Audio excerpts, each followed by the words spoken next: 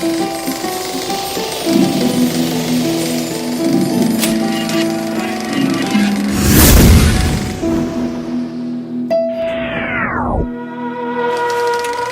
sur table.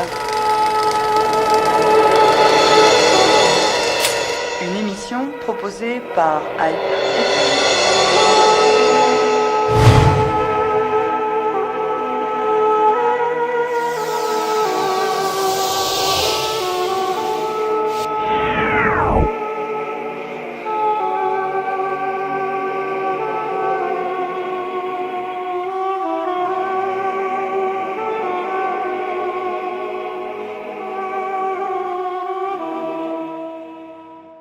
Vedette du journalisme de terrain, passé de la radio à la télé, il a marqué la télévision française des décennies précédentes avec ses enquêtes et investigations. Également producteur, mais aussi auteur de plusieurs livres, notre invité de ce Carte sur table est Charles Villeneuve, que les fans du PSG ont connu également en tant que président de ce club, qu'il a su faire monter dans le top 5 en son temps. Avec lui, nous parlerons évidemment de son parcours, mais essentiellement de son travail de journaliste correspondant au Moyen-Orient dans les années les plus chaudes de la guerre du Liban.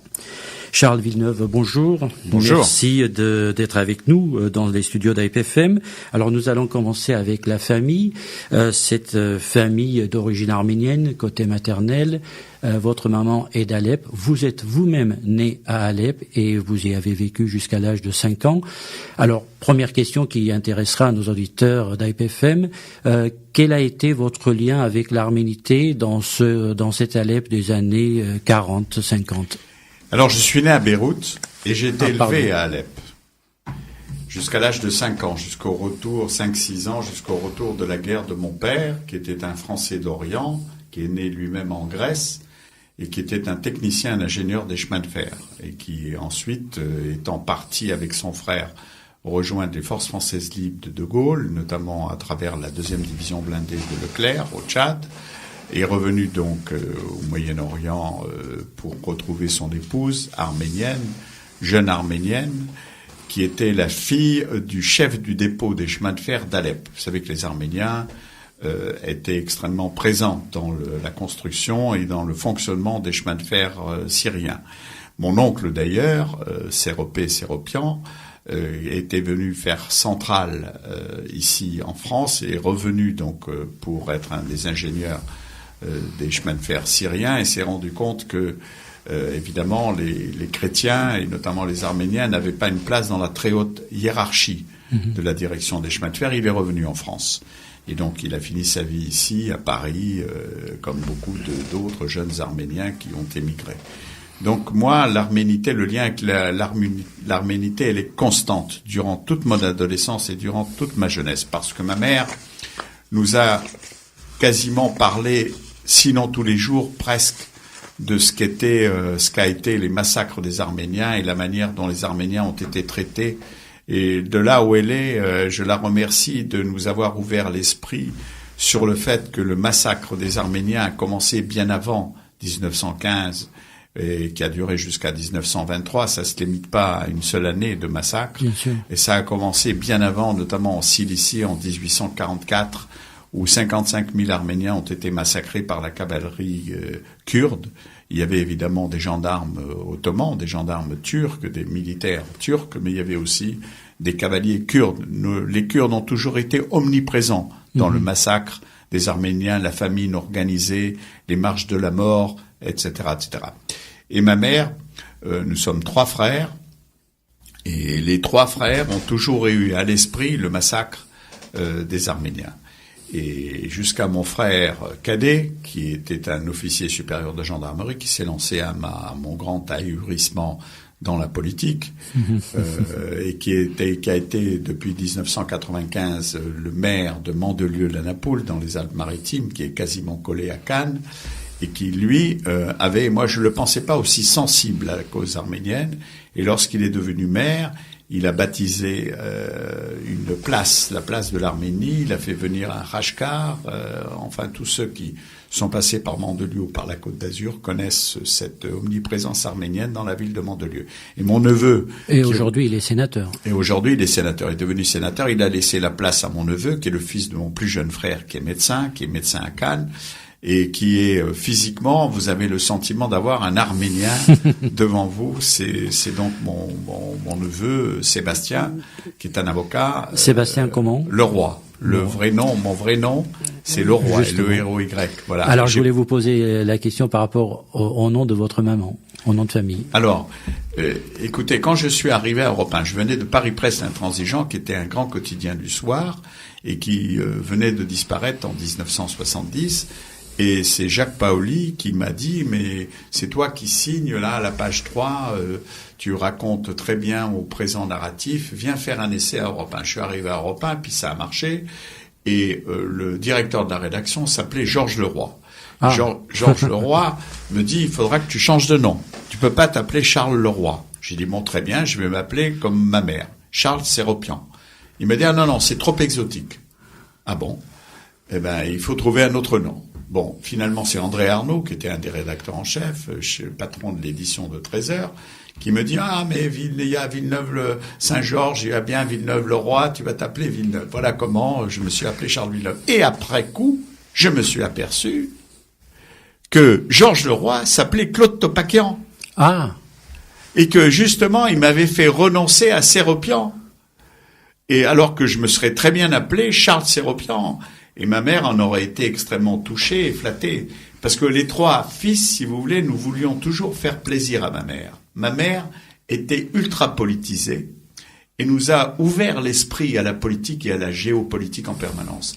Et quand nous avons quitté le monde arabe, arabo-musulman, puisque mon père, après la guerre, est devenu un spécialiste, il parlait très bien l'arabe, ma mère aussi, puisqu'elle avait été élevée évidemment à Alep, et nous avons été élevés, les trois fils, en Tunisie, à Tunis. Alors, ils se parlaient en quelle langue, votre papa et maman? En turc. En turc. En turc. Mon père parlait très bien le alors, turc. comment ça se fait? Votre père, il est français? Il est français, mais il était né en Grèce, à Salonique. Et son père était déjà un ingénieur des chemins de fer. Mon père, idem, faisait partie de la construction de la ligne Beyrouth, Damas, Alep. C'est les Français qui ont construit cette ligne de chemin de fer. Et c'est comme ça qu'il a épousé la fille du chef du dépôt des chemins de fer d'Alep, mon grand-père, Artin Séropian, et ma mère, Célina Séropian. Alors justement, est-ce que Charles Séropian, ça passerait mieux en tant que correspondant au Moyen-Orient, ou Charles Villeneuve, finalement, c'est le Français qui fait son travail, mais sans cette marque arménienne qui peut aussi être une marque orientale. Donc c'est le cas de l'Occident qui vient en Orient. Oui, moi je pense que ça aurait été un atout au Moyen-Orient. Certainement. Alors on va parler de cette présence au Liban, surtout pendant les années de guerre du Liban. Et votre regard en tant que journaliste, comment le journalisme a évolué par rapport au Moyen-Orient en particulier? Alors la famille, elle est là. Est-ce qu'aujourd'hui la transmission, ce que vous venez de dire de votre maman, sa politisation et cette conscience qu'elle vous a transmise, est-ce que le même travail a été fait de votre côté avec vos enfants? Bien sûr, bien sûr. Nous n'avons cessé. Ma fille, à chaque manifestation arménienne pour le génocide, ma fille, déjà à l'âge de 4 ans, était sur mes épaules.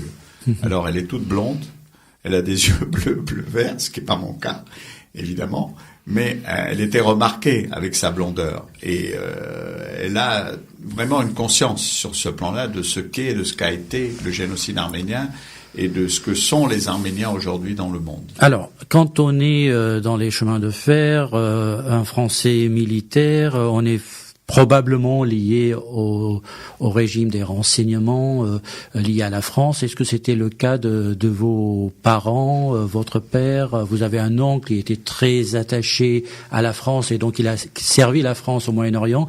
Est-ce qu'il y avait un lien de se mettre au service de la France aussi dans le renseignement qui était très important à cette époque de la Deuxième Guerre mondiale? Ce sont des garçons qui n'étaient pas du tout militaires jusqu'à la Deuxième Guerre mondiale, jusqu'au début de la guerre. Et c'est la capitulation de la France en 1940, de l'armée française devant l'armée allemande, qui les a conduits à s'expatrier du Liban où ils étaient, où ils participaient à la construction de cette ligne de chemin de fer, comme je le disais précédemment, qui les a conduits à s'engager dans les forces françaises libres. Ils n'ont pas accepté la nomination du général Dentz, qui était le gouverneur du Liban et de la Syrie. On se souvient qu'à cette époque, le Liban et la Syrie étaient sous mandat français. Tout ça vient du partage des accords de Sykes-Picot. Je ne vais pas revenir là-dessus. Ça se passe au niveau de la Première Guerre mondiale, un peu après. Et donc, ils n'ont pas accepté cette capitulation. Ils n'ont pas accepté le gouvernement de Vichy. Je suis assez impressionné d'ailleurs que des jeunes gens qui venaient de se marier, l'un avec une copte libanaise de Zahle et l'autre avec une jeune arménienne, fille du chef du dépôt des chemins de fer d'Alep, prennent leurs armes et bagages, enfin leurs fusils de chasse, vont en Palestine, à l'époque la Palestine, traversent le canal de Suez, trouvent une voiture d'amis anglais et rejoignent au Tchad le Leclerc. Et donc s'engagent dans les forces françaises libres. Et font toute l'épopée jusqu'en 46. Ils sont de retour dans leur foyer en 46, au Liban, à Beyrouth. Et on va y rester. Et puis moi, j'ai été élevé durant ce temps chez mes grands-parents, mon grand-père et ma grand-mère, à Alep, avec ma mère, bien sûr. Vous avez été vous-même sous-officier de l'armée française. Pourquoi? Est-ce que c'est l'influence des parents et de l'oncle, du père et de l'oncle, cette présence dans l'armée française? Oui, parce que le fils aîné devait suivre la même carrière. J'ai fait une école militaire. Et j'étais ensuite donc affecté selon mon classement. On choisissait... il était de bon temps de choisir à l'époque la Légion étrangère ou les forces aéroportées, les troupes aéroportées. J'avais choisi les troupes aéroportées. Et donc voilà, et j'y suis resté relativement peu de temps parce que depuis l'âge de 12 ans, je rêvais d'être journaliste. Donc quand Pierre Messmer, Premier ministre, a divisé, ministre de la Défense de Général de Gaulle, a divisé l'armée en deux. Quasiment, elle était forte de presque 1,150,000 militaires et qu'il a créé la force nucléaire stratégique. Beaucoup d'officiers, de jeunes sous-lieutenants et tout sont partis de l'armée. J'en ai fait partie. Et j'ai tout de suite repris mes études à Aix-en-Provence, à l'Institut d'études politiques, très belle ville, etc. Et voilà. Et je suis devenu journaliste. C'était mon rêve depuis l'âge de 12 ans, depuis que je lisais quasiment tous les livres notamment d'Alexandre Dumas, qui m'avait donné le goût de l'aventure et de la visite des pays étrangers. En tant que jeune, vous avez milité aussi dans des mouvements qu'on pourrait appeler aujourd'hui, peut-être, vous me corrigerez si c'est faux, d'extrême droite, parce que le nom, quand on parle de Jeunes Nations et de Fédération des étudiants nationalistes, pour nous aujourd'hui, ça peut choquer certains. Quel était le climat qui vous a poussé d'aller dans ce genre de mouvement? Non, moi j'étais à la FNEF. J'étais pas à Jeunes Nations. J'étais à la FNEF. Et je suis parti très vite aussi. Parce que, si vous voulez, les seuls qui portaient finalement le respect du drapeau, de la patrie, de la France, c'était ces mouvements-là, me semble-t-il, mais j'y suis pas resté.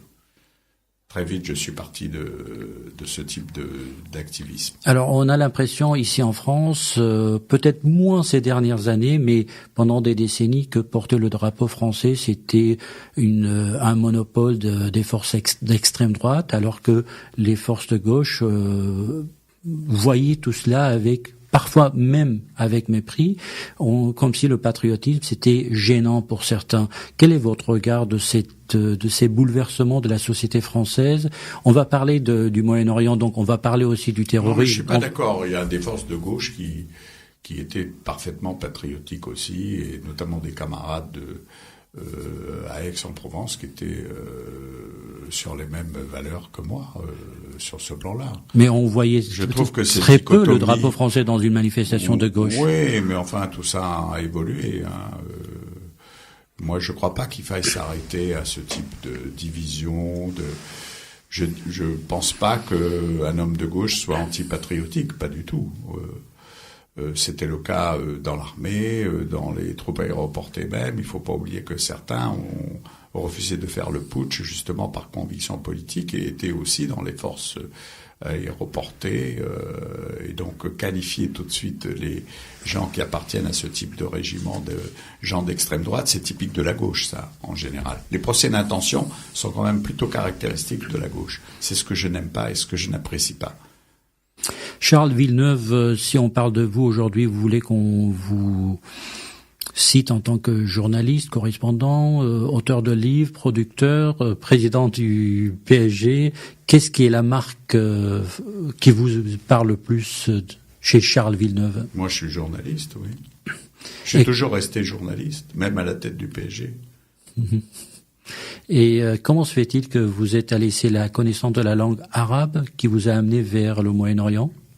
Non, c'est parce que, si vous voulez, à un moment donné, les dirigeants d'Europe 1 se sont rendus compte sur mon CV que j'étais né au Moyen-Orient, au Liban, et que je connaissais bien aussi les articulations militaires. Et donc, le Moyen-Orient, on peut pas dire que ça soit une zone de grande paix permanente où on se promène comme sur la promenade des Anglais ou sur la croisette à Cannes.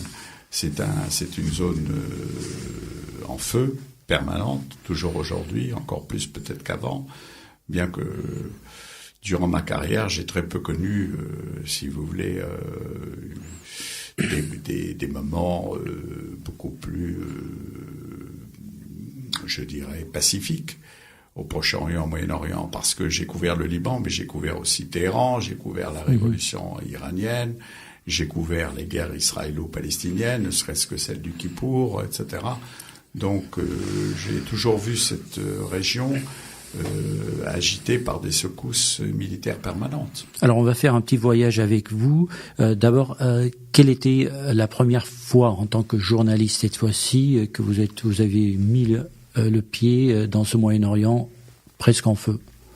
75. C'était la guerre du Liban? C'est le début de l'affrontement entre Palestiniens et chrétiens. En avril ou un peu plus tard? À Damour, notamment. C'était mai. Alors donc juste après avril, c'était le déclenchement. Le premier grand accrochage. Voilà. Donc Damour, c'est au sud de Beyrouth. C'est ça. Et donc pourquoi vous avez choisi d'aller au Liban? Est-ce qu'on vous a envoyé ou vous les avez choisis? On m'a envoyé. Jusqu'à présent, j'avais pas fait de grands reportages. J'étais plutôt, quand je suis rentré, j'étais chef des informations à Europe 1 et ensuite, à partir des années 83, 84, j'ai été directeur de la rédaction. Mais toujours journaliste et toujours voyageur. Bien que directeur de la rédaction, il m'arrivait de retourner sur les terrains, justement, qui étaient devenus un peu ma spécialité. Alors, vous étiez conscient, dès ce temps-là, des risques personnels de vie? Oui, mais sérieusement, c'est une question d'habitude.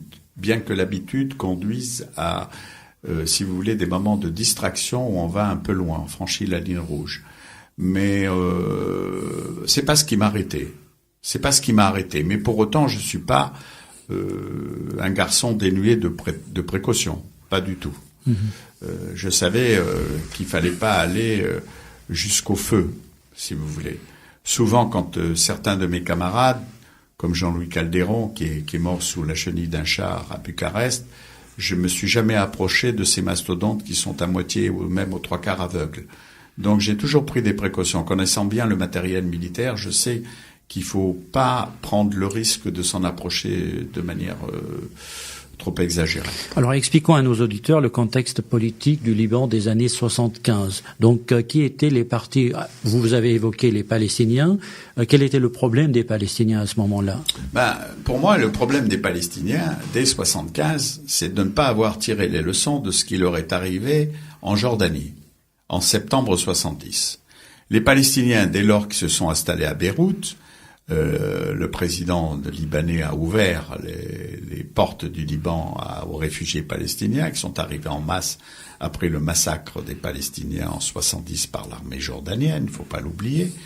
Ils se sont conduits en Jordanie comme s'ils étaient en terrain conquis. Au Liban. Et au Liban, ils ont refait ce qu'ils ont fait, justement, en Jordanie. Et à partir de là, vous savez, le Liban, à cette époque-là, était, vous savez qu'il y a beaucoup de mésés, c'est-à-dire d'entrées dans l'art culinaire libanais.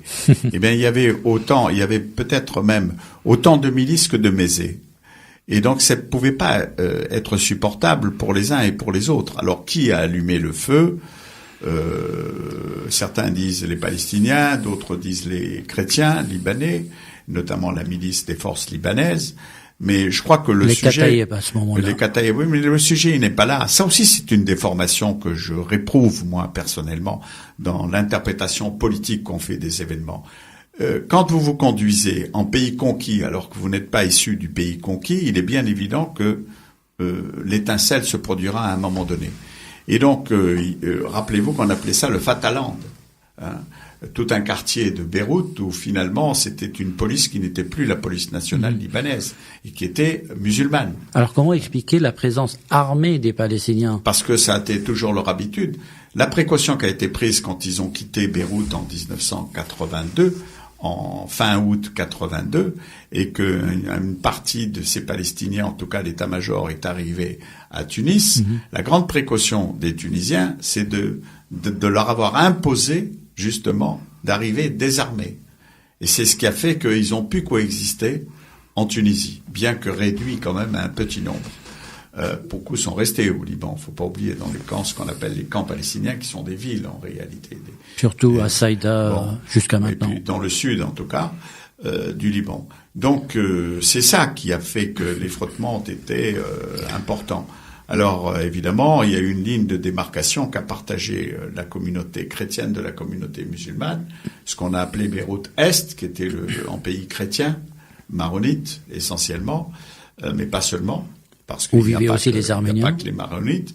Il y a un quartier entier à Beyrouth qui est un quartier arménien, Borj Hamoud, où il y a d'ailleurs une excellente, je le dis au passage, bien que évidemment les événements de l'époque ne le rappellent pas, une excellente cuisine arménienne.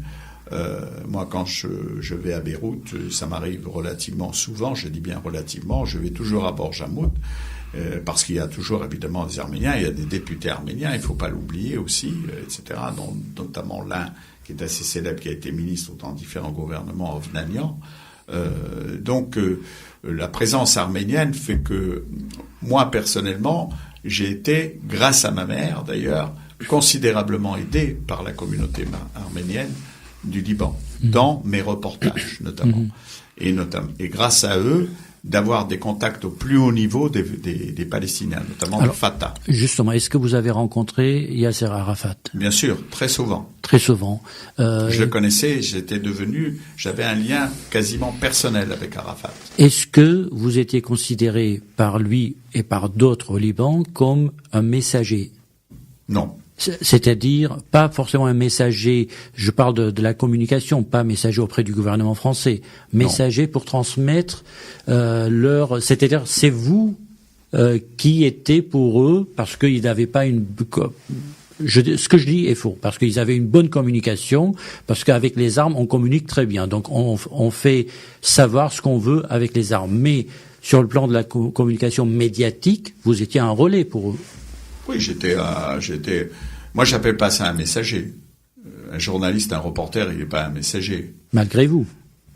Oui, non, mais ça, c'est la déformation politique que vous avez, manifestement. Vous glissez tout le temps une indication, une interprétation politique. Moi, c'est pas ça qui m'animait. Ce qui m'animait, c'était de rapporter, si vous voulez, aux yeux du public, des auditeurs ou des téléspectateurs, quel était le comportement et le rapport de force entre les uns et les autres. Arafat était un homme beaucoup plus fin qu'on ne le présente aujourd'hui encore et que certains ne le présentaient à l'époque. C'était un homme cultivé. Un certain nombre, je me souviens d'un chef d'état-major de la marine français me faisant la remarque en disant « Oui, mais regardez comment il est habillé, regardez comment il se comporte. » Je dis « Mais c'est justement, le cherche, ça fait partie de la coutume nationale. C'est un vêtement d'identification.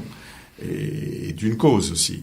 Et il faut savoir que vous avez affaire à un homme qui connaît formidablement l'histoire, notamment l'histoire politique, que pas seulement celle de son peuple, mais aussi celle du monde arabe et de la France, puisque ses références à De Gaulle étaient constantes sur le plan de la résistance. Donc Arafat était un homme, à mon avis, estimable. parfaitement estimable, qui savait ce qu'il faisait. Il savait très bien qu'il ne pouvait aller jusqu'au bout de sa pensée profonde, car sinon il aurait été éliminé par son propre peuple, comme l'ont été des chefs précédents, différents chefs, en tout cas du monde arabe aussi. Donc oui, je le connaissais très très bien. Et ça, évidemment, grâce à ma mère. Est-ce que... C'était le cas de Habash, c'était le cas d'Awatmé, c'était le cas de Djibri, je les connaissais tous. Et à Habash, je suis certainement l'un de ceux qui l'a interviewé parmi les premiers.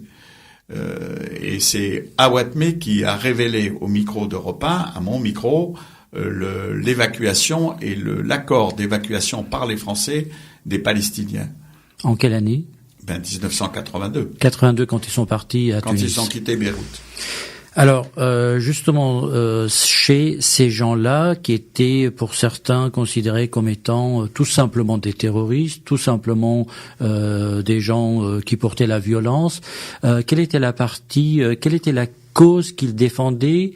Et ma question est de savoir, au niveau des médias, et ça c'est un sujet très important aujourd'hui encore, la perception des Occidentaux des vraies questions qui poussent des gens à combattre des pays ou d'autres partis.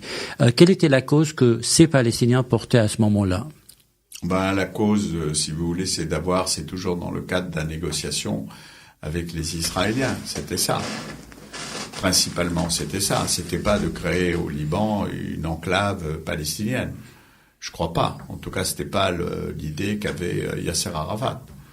Donc, maintenant, il y avait aussi des forces intérieures.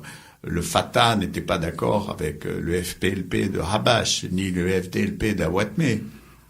Ils étaient quand même extrêmement divisés. On l'a vu d'ailleurs au moment de l'évacuation. Les uns sont partis en Tunisie, les autres sont partis en Syrie, à Damas, comme Habash. Awatmé, lui, était pour une option encore différente, considérant qu'il fallait mener le combat à l'intérieur même des territoires occupés, et en Cisjordanie. Est-ce qu'il y avait une coordination entre ces leaders ? Oui, au moment du siège de Beyrouth, il y avait une coordination, absolument. Alors, qui est-ce que vous avez rencontré des présidents libanais ? J'ai rencontré beaucoup d'anciens présidents libanais, surtout Camille Chamoun, Slimane Frangi et notamment Asghorta au pic là-haut. Et la première rencontre, celle qui m'avait le plus marqué, sur le plan de l'analyse et de la finesse, Camille Chamoun était un homme important à rencontrer. Et à l'inverse, Slimane Frangi était un homme lui aussi d'explication, et aussi le père de Bachir Jmaïel, notamment Pierre Jmaïel, que j'allais voir à Big Faya dans sa circonscription. Je faisais toujours le tour. Alors vous avez évoqué Slimane Frangi, première rencontre. Je me souviens, il y a quelques semaines, vous m'avez raconté un peu cette rencontre. C'est-à-dire que le corps de son fils, qui avait été assassiné par des éléments des forces libanaises chrétiennes, donc, n'avait pas été inhumé. Il était dans son cercueil, sous un dais, au milieu du jardin. Et il m'avait dit, devant mon étonnement, parce qu'il était en train d'ailleurs de se recueillir, ce corps était à découvert, était à l'air libre, pas évidemment dans son cercueil, obturé. Il m'avait dit, je le mettrai en terre que lorsque les responsables de son assassinat seront eux-mêmes tués. Et ce qui a été le cas après l'assassinat de Bachir Jmaïel en septembre 82. Parce qu'on sait qui a tué aujourd'hui les enfants, le fils de Slimane Frangi. Oui, on sait à peu près. Mais l'accusation se porte sur des gens qui sont aujourd'hui vivants. Mais est-ce que vous connaissez, vous, beaucoup d'affaires judiciaires qui sont arrivées à leur terme au Liban ? Justement, pour savoir qui est mort, donc il faut savoir qui a été l'auteur. On connaît très bien l'assassin de Bachir Jmaïel, il est libre. Chartouni, il est libre. On sait très bien qui est derrière Chartouni, qui n'est qu'un bras. Qui est derrière Chartouni ? Les Syriens, d'abord. Hafez el-Assad ? Certainement.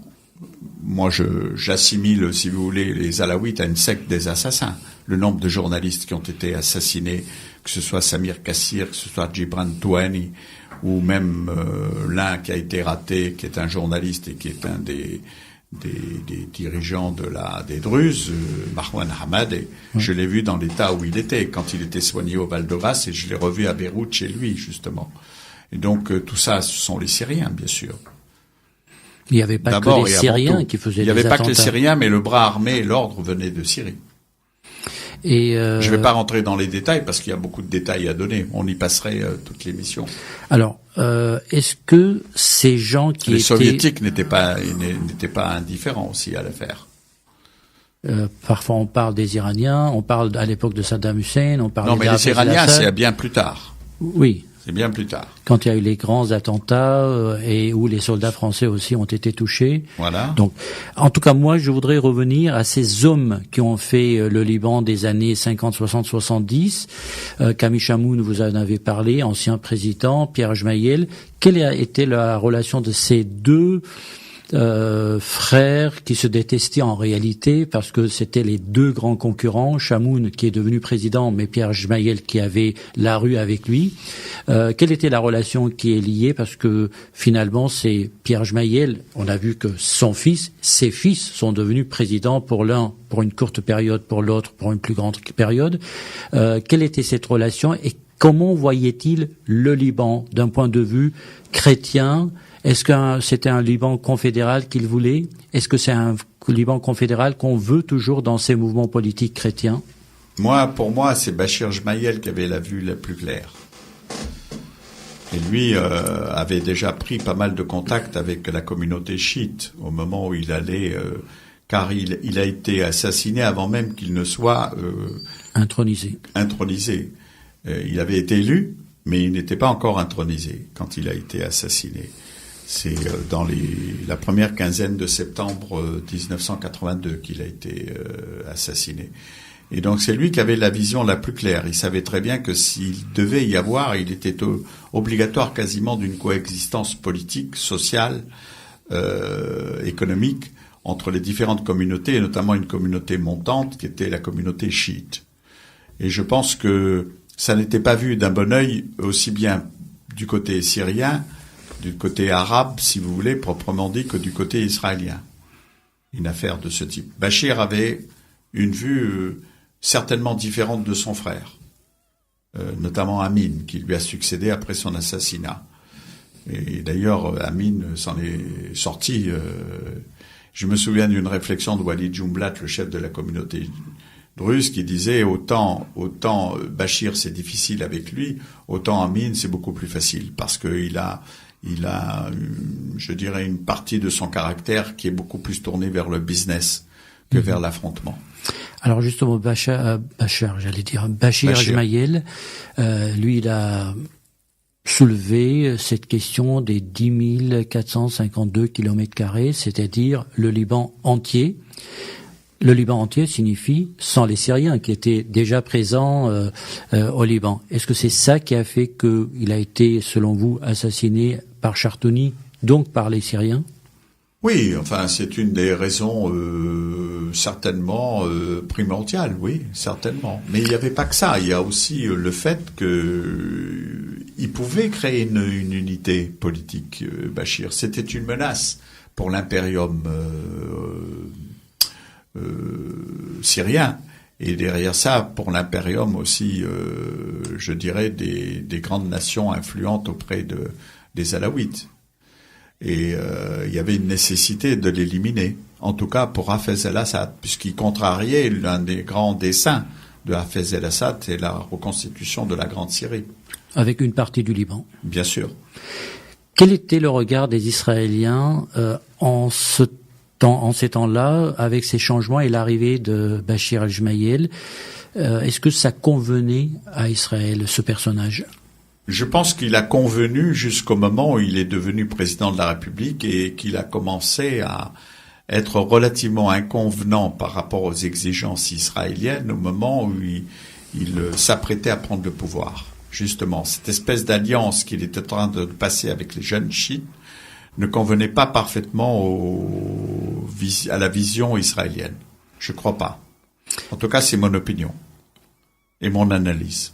Et les chiites, c'était à l'époque, il n'y avait pas Hassan Nasrallah, le Hezbollah n'avait pas cette présence, en tout cas, c'était une présence minusculaire. Il naissait. Voilà. Mais déjà, les Pasdaran étaient déjà présents, notamment à Baalbek.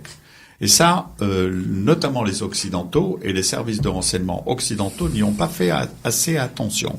L'analyse était extrêmement restreinte sur ce plan-là. Et pourtant, des gens comme Imad Mughnini, qui dirigera l'unité spéciale qui a été à l'origine de la plupart des attentats chiites, en tout cas d'origine chiite, et notamment du Hezbollah, du futur Hezbollah quand il prendra toute son expansion, Imad Mughnini déjà était entouré de formateurs iraniens. Ils étaient déjà à Baalbek. Il y avait une trentaine d'officiers des Pasdaran qui étaient là. Parce que tout le monde présente le Hezbollah comme une milice. Aujourd'hui, ça n'a plus rien à voir. C'est une armée. Et de la même manière, les Pasdaran, c'est une armée qui ne dépend que du guide de la révolution, Khamenei, et surtout qui est composée de 130 000 hommes, qui a son artillerie, ses armes blindées, etc., etc. Alors tout à l'heure, quand j'évoquais le regard des Occidentaux par rapport à l'époque, les Palestiniens et leur cause, leur lutte, l'essence de cette lutte, la même question se pose pour le Hezbollah. Évidemment, puisqu'ils sont barbus et Nasrallah il est pas en costume, cravate, donc on a l'impression que ce sont des exotiques et qui sont forcément que dans l'agressivité. Est-ce que on peut parler différemment de ces mouvements que de vouloir détruire Israël, que de vouloir... Est-ce qu'il n'y a pas vraiment une vraie question de résistance à l'expansionnisme israélien dans le passé, même s'ils se sont retirés aujourd'hui? C'est une vraie lutte d'idéologie, de civilisation, et c'est pas juste une question de terrorisme de bas étage. Ça, c'est votre point de vue. J'apporte un point de vue comme une question. Bon, moi, ce qui m'intéresse, si vous voulez, je rentrerai pas dans le débat politique. Là, vous m'amenez sur un débat politique. Je dirais que l'expansion d'abord du Hezbollah, il est social. Ils ont une véritable organisation sociale qui a soulagé une partie du peuple chiite libanais. Je devrais dire le peuple libanais de religion chiite, enfin de consonance chiite. C'est comme ça qu'on devrait parler. Parce que finalement, on les présente comme une véritable nation, en quelque sorte, dans la nation. Bon, c'est aujourd'hui le cas. On peut raconter tout ce qu'on veut, c'est le cas. Quand on sort de l'aéroport de Beyrouth et qu'on va sur la droite, du côté des drapeaux jaunes et tout, on voit une armée d'abord, avec des blindés, avec une puissance militaire. Mais il y a aussi derrière cette puissance... L'armée libanaise ou on voit l'armée Non, du une Hezbollah? armée dans l'armée libanaise. Du Hezbollah. Bien sûr. Et l'armée libanaise, n'oubliez pas, il y a 5 brigades, dont 2 qui sont entièrement chiites et qui sont assujettis finalement au Hezbollah, où le Hezbollah est assujetti à ces brigades. Mais moi, je préfère le premier sens que je donne à ce lien, si vous voulez. Sont les seuls qui sont armés dans tout le Liban. Vous le savez, ça. Bien sûr. Bon. Oui, oui. Et ça, c'est la négligence des Occidentaux, et notamment américaines. Parce que je me demande encore sérieusement si les Américains, aujourd'hui, ont compris vraiment le Moyen-Orient, le Proche-Orient. Enfin, pour l'instant, avec l'actuel président, c'est un abandon, et le président précédent, idem. Il n'a strictement rien fait pour améliorer la coexistence, la paix au Proche et au Moyen-Orient. C'est pour ça qu'on se retrouve dans cet état-là, d'ailleurs. Mais est-ce qu'ils y seraient arrivés? Je suis pas sûr non plus. Alors, moi, je regarde pas d'un regard antagoniste ces gens-là. Vous leur attribuez une résistance réelle, sincère, profonde, et pas spécifiquement anti-israélienne. Ah non, elle est anti-israélienne. Elle est profondément anti-israélienne. Mais de leur point de vue, elle est sincère, elle est idéologique. Oui, elle est sincère et idéologique, à tel point que avant Rouhani, Ahmadinejad disait qu'il fallait débarrasser de la terre les Juifs, etc., etc. Donc, elle est aussi assez irrationnelle sur le plan du sentiment raciste. Pour moi, si vous voulez, ceux qui disent des Arabes ce que l'on peut dire sur le plan raciste, ou ceux qui disent ce que l'on dit notamment des Juifs, relève du racisme pur. Et d'un côté et de l'autre. Bien entendu, là, on est d'accord. Oui, bien sûr. Au moins ce point sur lequel nous sommes d'accord. Plein de points. Moi, je vous provoque pour vous poser des questions, pour avoir votre point de vue. Mais j'aime pas la provocation, je vous avertis. D'accord. Je pense qu'il vaut mieux une conversation intelligente et d'échange. Donc, je suis pas un provocateur, moi, au contraire. Non, je vous provoque dans un sens très positif pour partir de votre expérience, de votre connaissance du terrain. J'accepte votre plaidoirie. Mais je pense qu'il faut pas regarder les choses comme ça, en matière antagoniste. Parce que, et les uns et les autres sont responsables de cet antagonisme. Je me désole, moi, que l'Europe, notamment, ne se mêle pas assez de la politique sur tous les plans économiques, social, de défense aussi, du Proche et du Moyen-Orient. C'est en résorbant la violence du Moyen-Orient qu'on aura moins de violence en Europe, et notamment d'attentats. C'est pas en se désintéressant de ce dossier, au contraire. Et de le regarder, non pas paisiblement, parce que c'est difficile de regarder avec un œil paisible, justement, tous ces événements, mais en essayant de les comprendre. Et pour les comprendre, je pense qu'on s'est largement éloigné, si vous voulez, de la ligne qui pourrait se rapprocher, sinon d'une paix, du moins d'une explication et d'échange un peu plus rationnel et un peu plus paisible, quoi, dans cette région-là. Et rien n'est fait pour l'instant pour éteindre les incendies qui se sont allumés un peu partout. Rien, au contraire. Et c'est ça qui me désole, moi, personnellement. Il y a une trentaine d'années, quand on parlait du Liban, le Liban en guerre, évidemment, les seules images qu'on voyait du Liban, c'était des images de destruction. Et ça a agacé les Libanais, parce que les Libanais, même sous la guerre, ils faisaient la fête, ils savaient vivre, et puis il y avait des écoles, il y avait les universités, il y avait les hôpitaux, il y avait les imprimeries, il y avait les agences de pub, il y avait les banques, les assurances. Ça vivait quand même, malgré tout, le Liban, mais on ne parlait du Liban que sous le regard des destructions. Est-ce que les télés portent une responsabilité dans cette image du Liban dont on parle toujours aujourd'hui? Dès qu'il y a un truc, c'est la libanisation.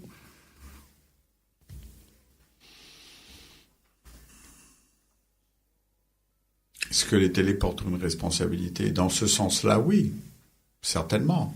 Mais est-ce que vous avez vu déjà une télévision et un organe de presse parler des trains qui arrivent à l'heure? On est d'accord, mais quand on parle que de ça et tout le temps que de ça, et finalement on a une image de ce pays qui est un petit paradis pour ceux qui l'ont connu. Oui, eh bien, on est loin du petit paradis. Hein. Aujourd'hui. Ah oui, largement. Ça fait plusieurs années qu'on est loin du paradis quand même. Donc moi, ma question portait sur ce que les médias peuvent faire dans la transformation de l'image d'un pays, d'une société, parce qu'aujourd'hui, la Syrie, quand on parle politiquement cette fois-ci de la situation en Syrie, il suffit de dire que Bachar el-Assad est un assassin, et on s'arrête là, on voit pas les raisons, ce qui a amené un pays, tout un régime, tout un peuple à tuer et à se défendre. On voit que... Enfin, moi je dirais pas tout un peuple. C'est pas vrai. Parce que le nombre de Syriens qui ont fui le régime de Assad est considérable. Il y a plus d'1 million de réfugiés syriens au Liban. C'est un petit pays, le Liban. Vous avez dit tout à l'heure 10 452 kilomètres, c'est ça. Carré, c'est 2 fois la Dordogne. Mm-hmm. Donc c'est un tout petit pays, le Liban. Et le nombre de réfugiés syriens est considérable. Il y a plein de Syriens notamment sunnites, qui ont fui le régime de Bachar el-Assad. Et il faut considérer ça aussi. Donc bien de sûr. Dire que c'est un peuple paisible, etc. Non, c'est un peuple extrêmement divisé aujourd'hui. On le sait. C'est de notoriété publique. Il y a eu quand même des reportages qui ont montré, pour revenir à votre question précédente sur le Liban, qui ont montré aussi qu'au Liban, il y avait autre chose que des attentats. Mais il y a en réalité des forteresses qui se sont constituées au Liban parce que c'est un peuple extrêmement divisé, méfiant, qui coexiste difficilement. D'un côté, vous avez une armée, les chiites, et de l'autre côté, vous n'avez pas d'armée. Ni chez les sunnites, qui sont assez irrités d'ailleurs de cette distinction qu'on fait des chiites par rapport à eux-mêmes. On dit que les chiites sont extrêmement nombreux, mais les sunnites sont toujours plus nombreux. Bien sûr. Et les chrétiens sont toujours là, mais beaucoup sont partis. Quel sort on réserve aux chrétiens d'Orient? Lequel? Pourquoi beaucoup de chrétiens? Vous parlez avec Élise Bogossian, tiens. Élise Carr. Vous verrez, elle vous dira que beaucoup de chrétiens ne veulent plus revenir, notamment de Karakoche à Karakoche, etc., en Irak. En Irak.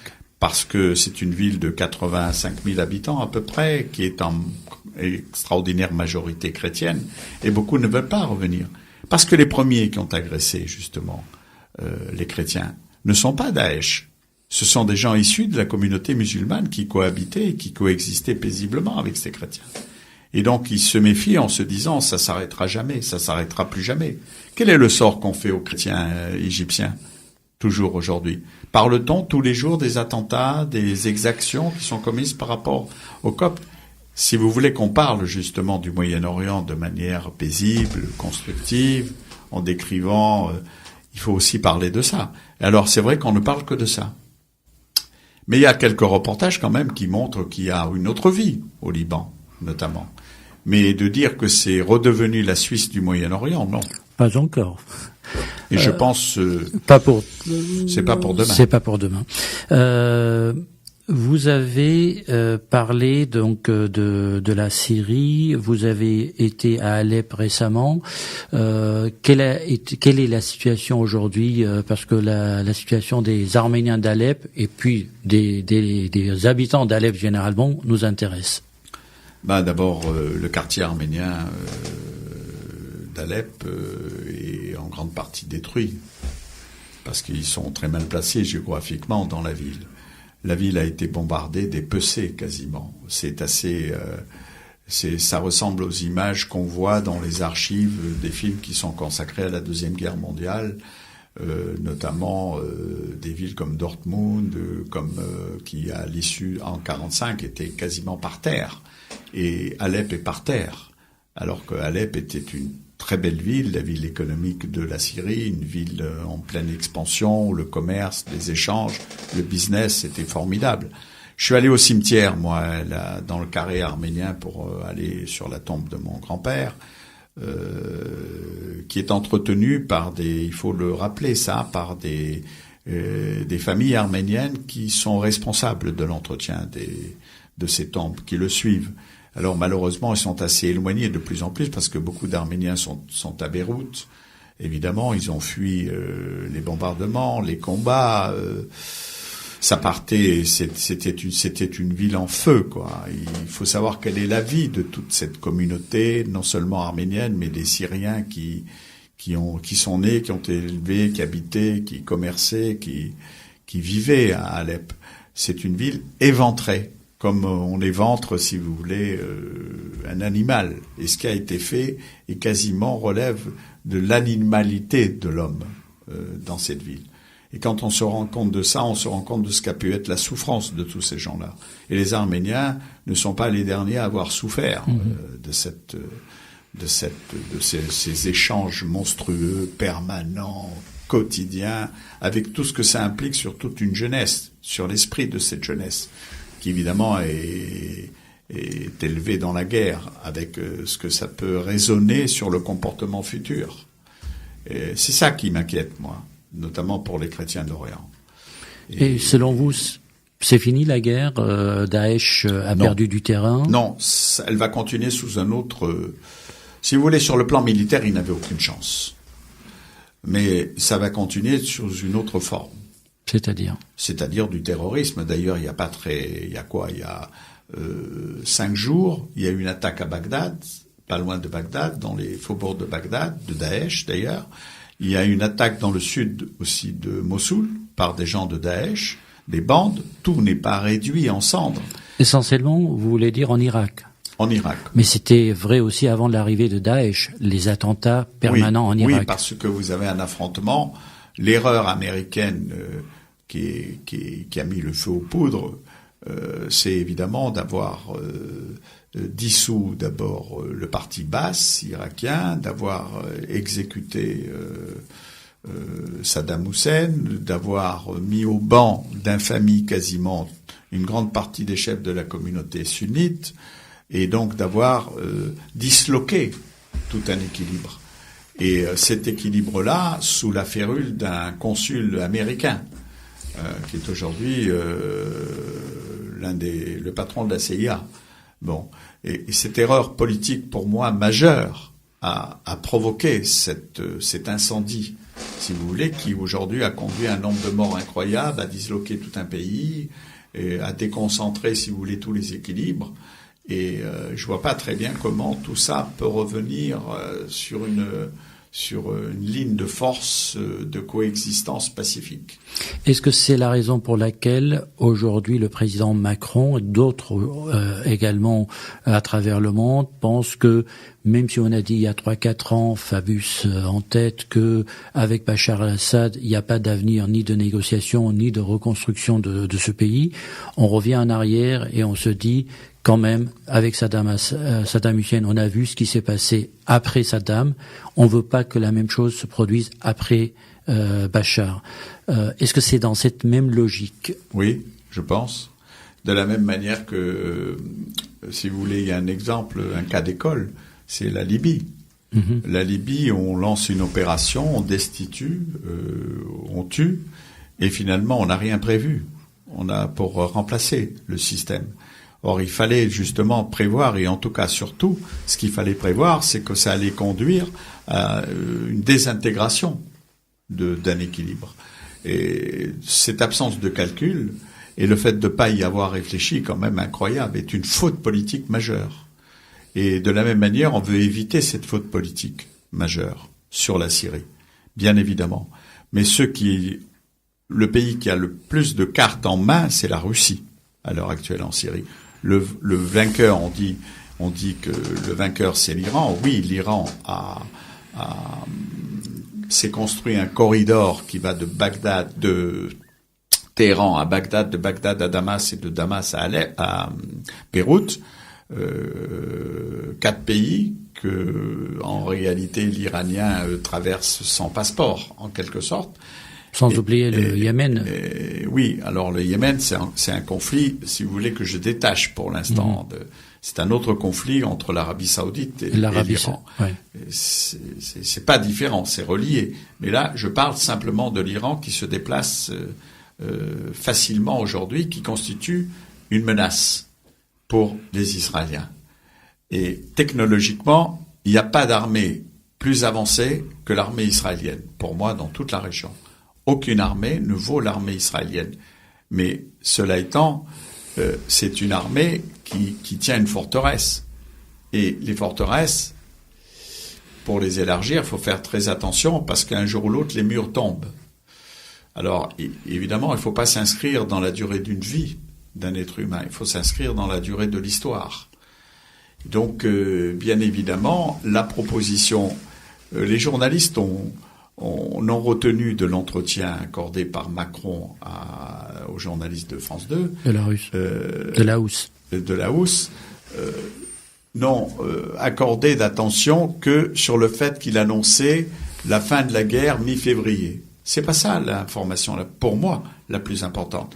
C'est la proposition qu'il fait derrière, justement, en disant qu'il faut une zone totalement démilitarisée en Syrie. Cette zone, ça veut dire l'évacuation de Hezbollah, l'évacuation des hommes de Soleimani.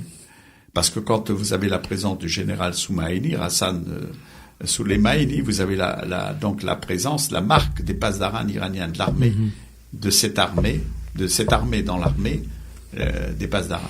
Mais la Syrie n'a plus vraiment besoin du Hezbollah et des Iraniens. Pour l'instant, je veux dire, l'essentiel est fait. Moi, je ne crois pas. D'accord.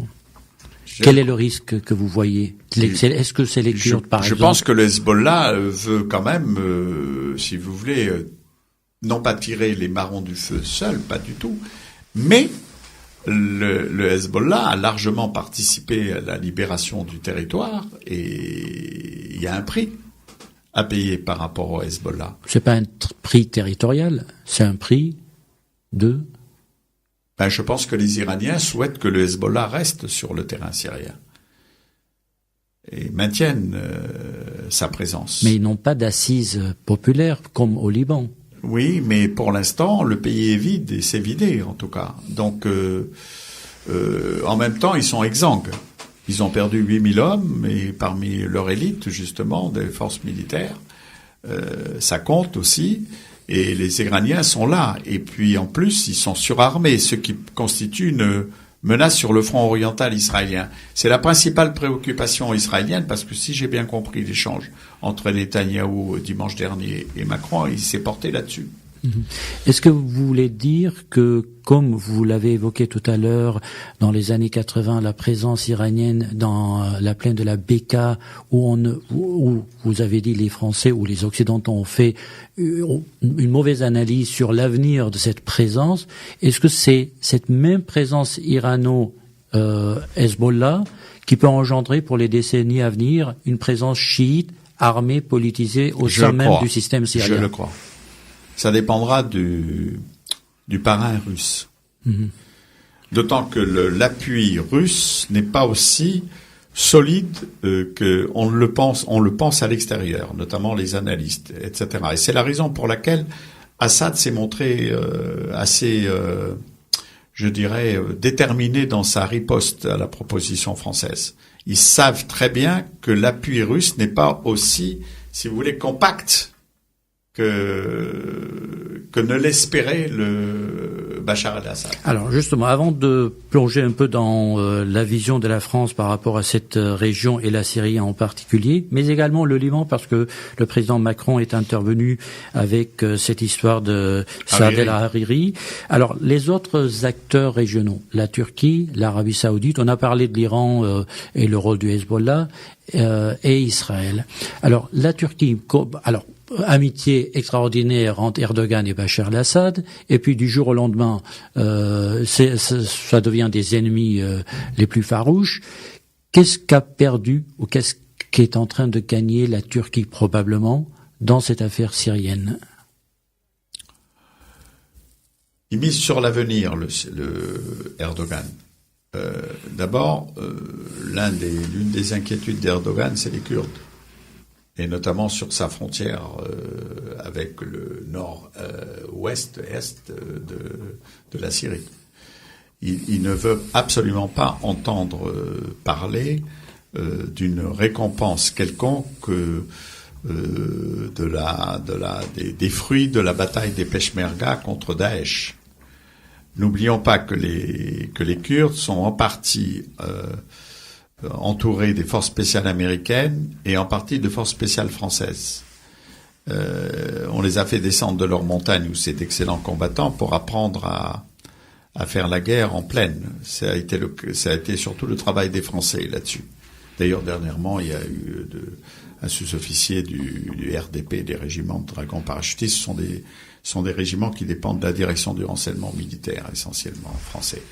Donc c'est ça le souci d'Erdogan. Mais il veut tirer aussi les marrons du feu de son jeu fluctuant, de son jeu ambigu, et aussi de sa capacité à bluffer. Parce que je pense qu'en partie, beaucoup de ces menaces sont des bluffs.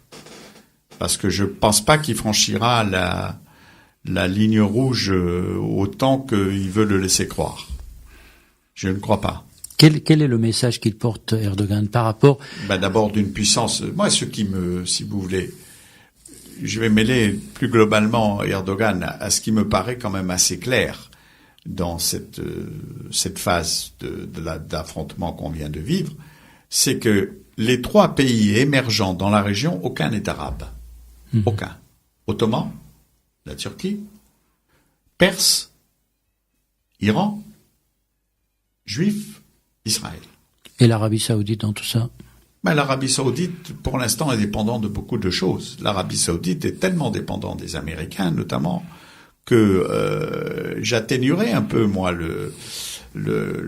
quand on parle de puissance régionale, elle est puissance régionale en ce sens où elle est gardien des deux grandes mosquées. Mais à partir de l'influence qu'elle peut peser compte tenu de ce poids irrationnel qu'est justement la Mecque, je ne lui attribue pas le terme de puissance régionale, au sens propre du terme. Je dirais que la puissance régionale, au sens propre du terme, c'est plus l'Égypte que l'Arabie Saoudite, qui exerce un magistère religieux, mais qui n'exerce pas un magistère militaire, puisque dans cette région, ça compte le poids militaire. Et d'ailleurs, l'affrontement avec Téhéran à travers les Houthis au Yémen le montre bien. Il y a peu de pilotes saoudiens dans les F-15, F-16 américains. C'est des Pakistanais, c'est autre chose.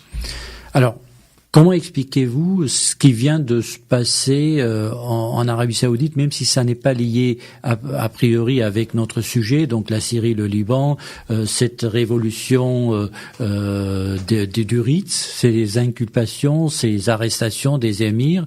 Est-ce que c'est une affaire interne ou c'est vraiment une nouvelle Arabie Saoudite qui est en train d'émerger et donc qui veut avoir une influence nouvelle sur le jeu moyen-oriental? D'abord, c'est le produit d'une lente décantation d'un certain nombre de leaders internes à l'Arabie Saoudite qui considèrent que le point culminant a été le 24 octobre dernier au cours d'une sorte de grand colloque économique où le prince héritier s'est retrouvé face à 300 investisseurs occidentaux en disant nous, compte tenu de la fin de votre rente pétrolière, ou en tout cas de votre affaiblissement économique, le baril de pétrole ne rapporte plus autant. C'est vous d'ailleurs qui avez déclenché ça pour essayer de nous contrer sur le pétrole de schiste américain. Nous, les investissements, on les restreint. En plus, vous êtes un pays formateur de djihadistes, etc. Vous avez financé un nombre de mosquées, notamment en Afrique, sur le continent africain, qui produisent un certain nombre de terroristes, pour parler vulgairement et le plus simplement du monde. Nous, ça suffit. On n'a plus envie d'investir et de compenser vos pertes, qui vont être considérables.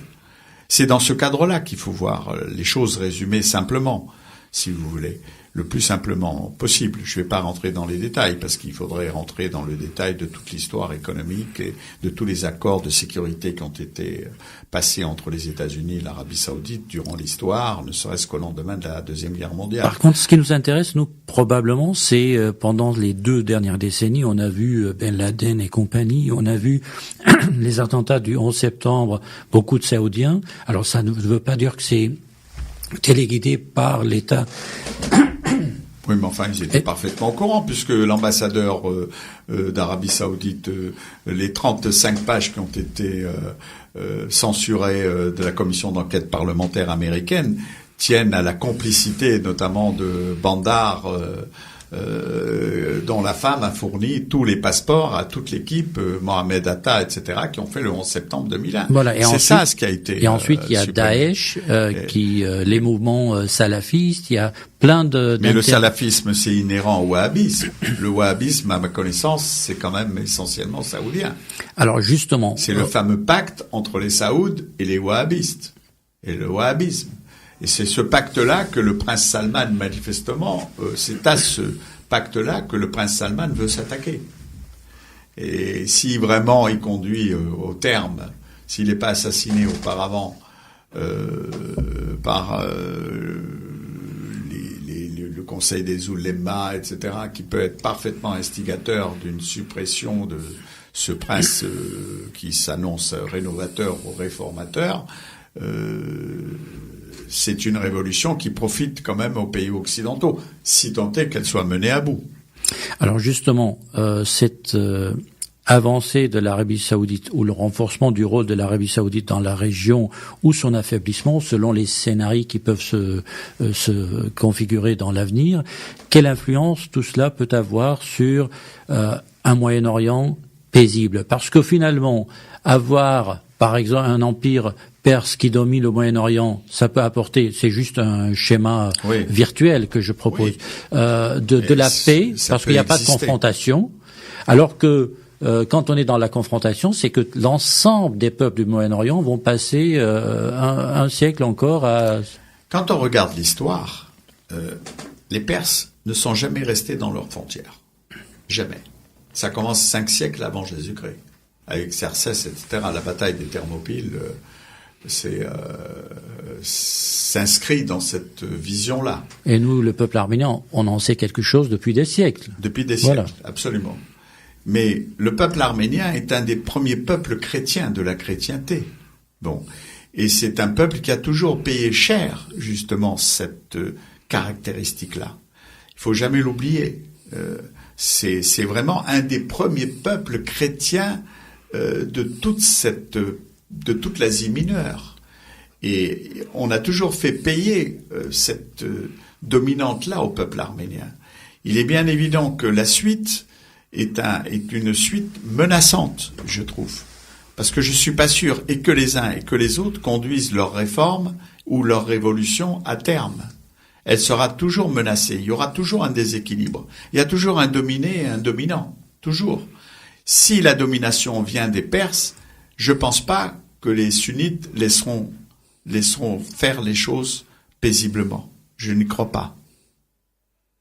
Et est-ce que vous pensez que l'Iran mène une guerre de religion comme on l'a vu au moins pour les dernières années, je parle pas que de Daesh, mais d'autres sunnites qui veulent répandre leur islam, non seulement au Moyen-Orient, mais aussi on le voit en Afrique, à l'heure actuelle. Sur le continent africain, il y a une vraie percée islamiste radicale, notamment l'Afrique de l'Ouest. Mais revenons au Moyen-Orient. Ce que je voulais dire, c'est que mais ça, c'est une vision tout à fait personnelle. C'est pas une vision, d'ailleurs, c'est une idée que j'ai. Je me demande si le véritable objectif de Téhéran n'est pas le contrôle de la Mecque.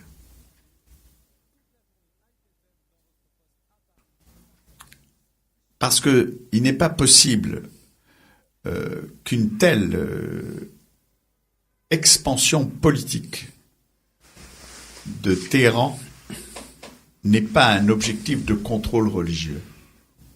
N'oublions pas que c'est une véritable république islamique, conduite par un homme qui, pour l'instant, est au pouvoir et a tous les pouvoirs, et c'est lui qui pèse le plus.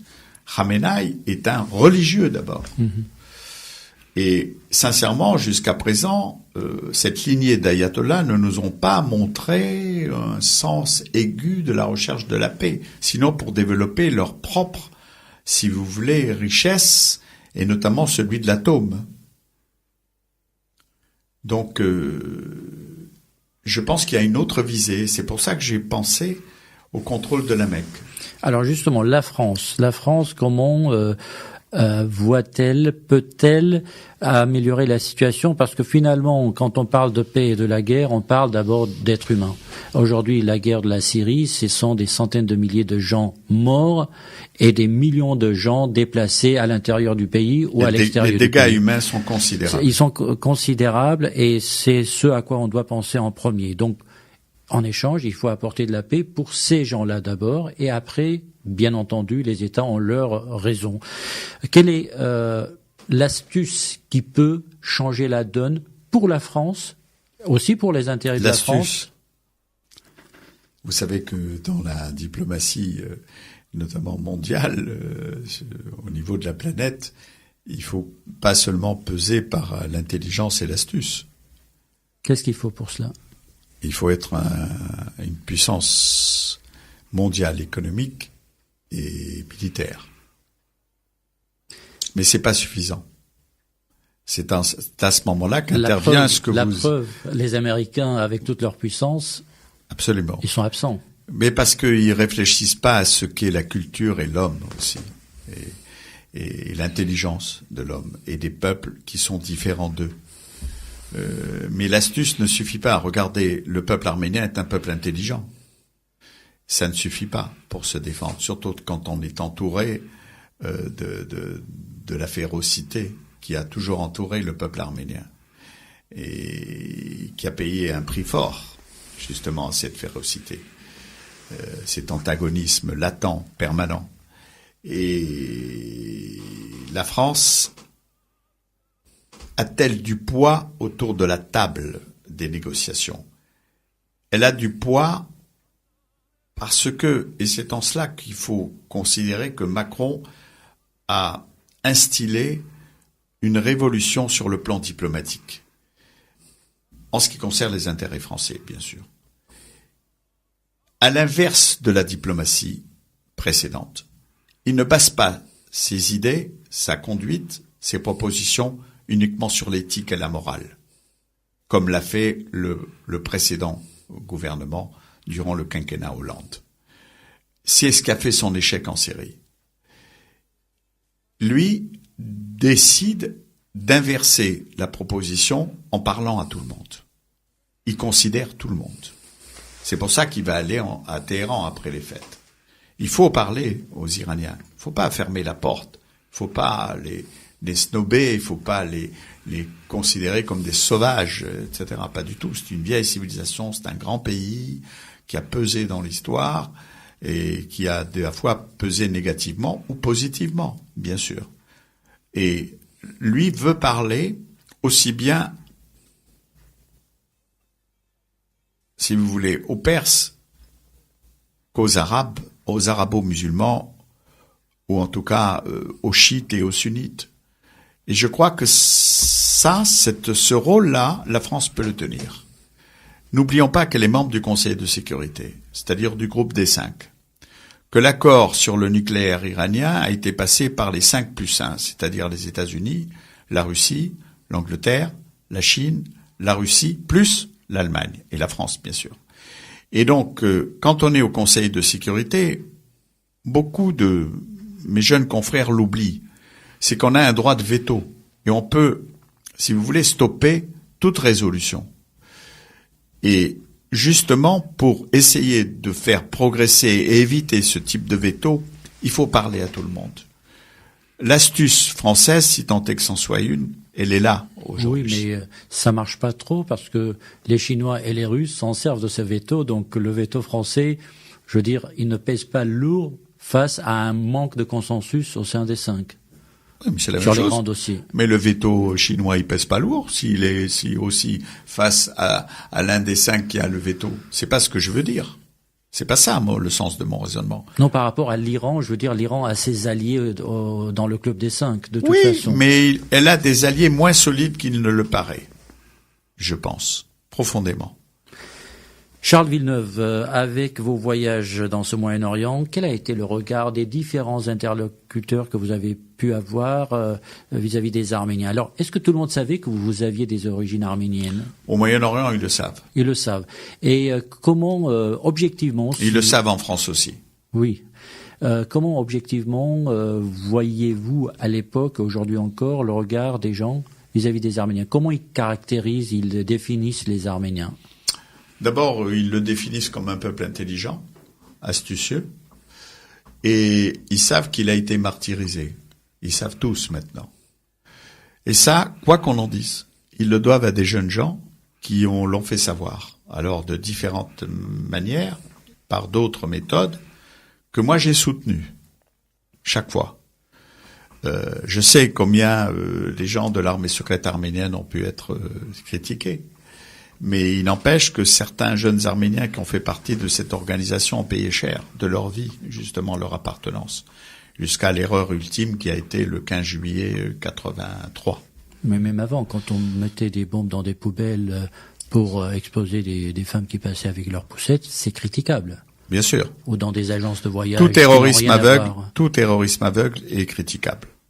Mais il n'empêche que moi, je ne retirerai pas mon appui à des gens comme Arat Oranian, au contraire.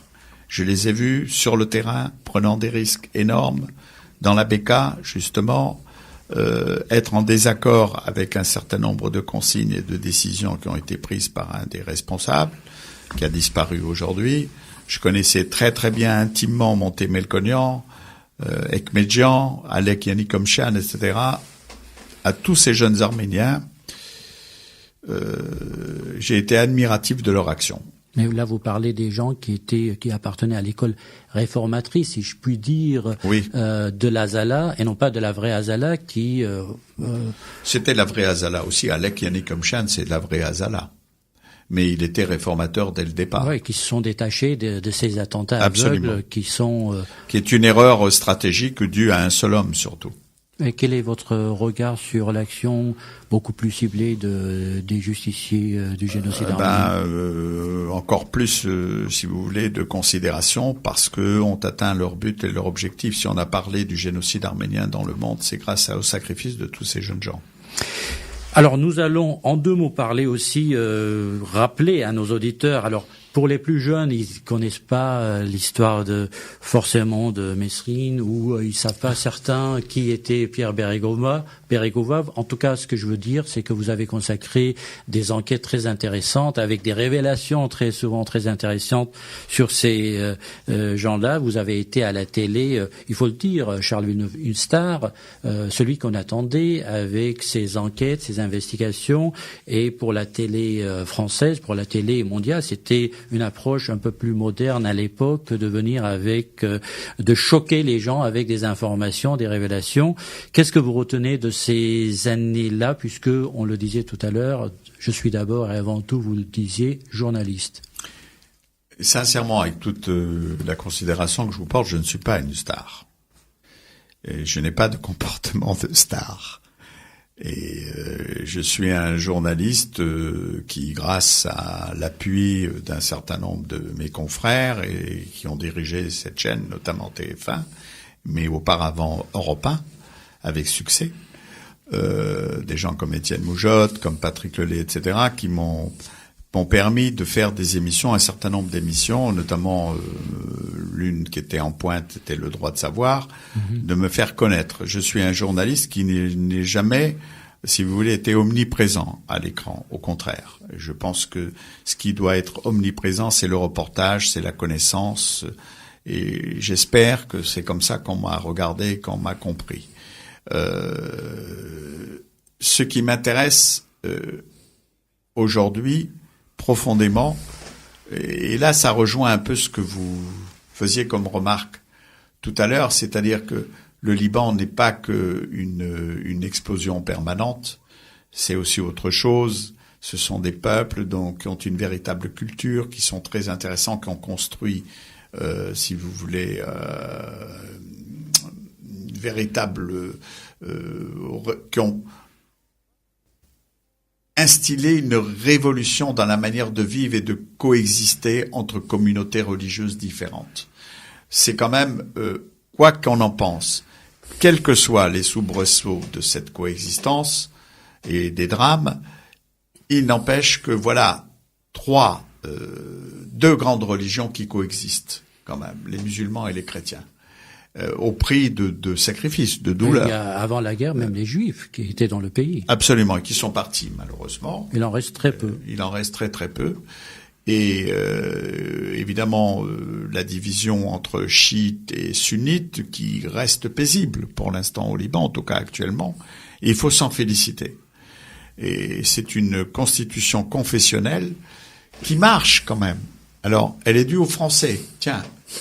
Comme quoi le génie français n'a pas complètement disparu. Est-elle déséquilibrée? Certainement. Faut-il l'améliorer? Certainement. Et moi, ce métier m'a fait comprendre ça sur le terrain. Avec une communauté arménienne qui ne manque pas d'influence au Liban, qui existe toujours, qui est là. Et ça, moi, j'y tiens. J'y pense souvent. Chaque fois que je vais au Liban, je passe par le quartier, notamment arménien. Mais les Arméniens ne sont pas que dans ce quartier, bien sûr. Ils sont dans tout le Liban. Et pas seulement au Liban. À Téhéran, notamment, la communauté arménienne existe. En Irak, à Bagdad, je pense qu'elle existe peut-être un peu moins, qu'elle s'est appauvrie. Mais elle existe aussi. Donc, si vous voulez, mon regard sur mon métier par rapport à ce que vous disiez tout à l'heure, c'est que c'est vrai que la télévision rassemble le plus grand nombre. C'est ça qui fait que vous êtes remarqué par la volonté et la continuité et la loyauté que vous mettez, en tout cas celle que vous considérez dans ce métier, pour faire comprendre les choses. Moi, ce qui me passionne le plus, c'est ce que nous faisons ceux qui ont l'ADN d'Europe 1 dans le cadre des Grandes Voix, qui est une émission dirigée par une journaliste qui compte et qui comptera de plus en plus, qui s'appelle Sonia Mabrouk, elle aussi de culture mêlée, oui. Et qui a un formidable regard justement sur ce mélange des peuples, des religions différentes, et qui a beaucoup de courage, c'est que on nous comprenne et qu'on nous fasse confiance pour décrypter, si vous voulez, les phénomènes politiques, sociaux, économiques et culturels. Charles Villeneuve, merci pour cette visite à IPFM, pour cette discussion intéressante, les souvenirs, mais aussi vos analyses sur la situation actuelle de ce Moyen-Orient toujours brûlant. Merci beaucoup et chers auditeurs, je vous dis à la semaine prochaine. Au revoir.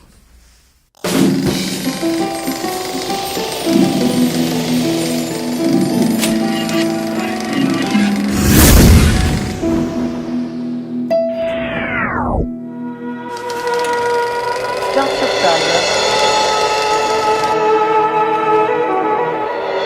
Une émission proposée par Hype FM.